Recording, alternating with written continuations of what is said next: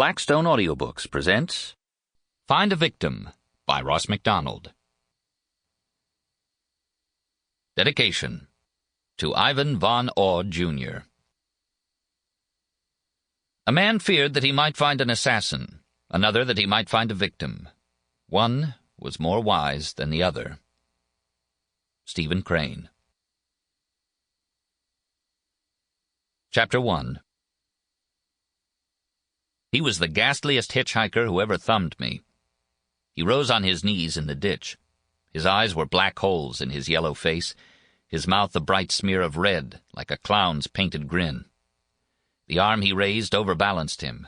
He fell forward on his face again.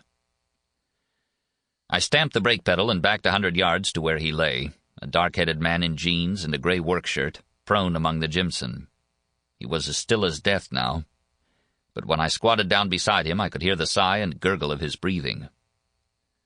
Supporting his hip on my knee and his loose head with my arm, I turned him onto his back.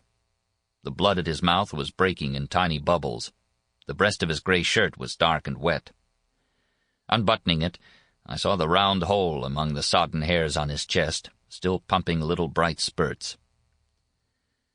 I removed my jacket and tore off my own shirt.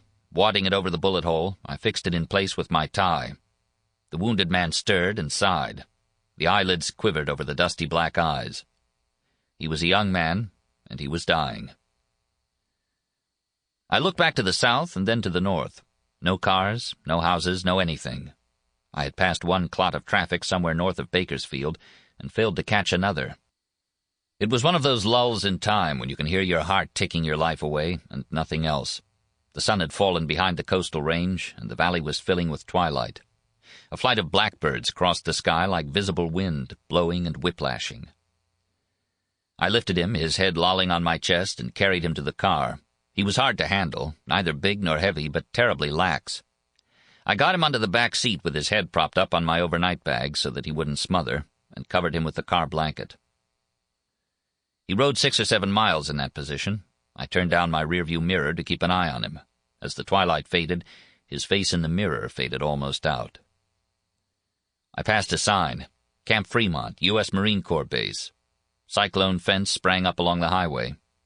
Beyond it, streets of weathered barracks marched across the valley to the humpbacked horizon. There wasn't a trace of life.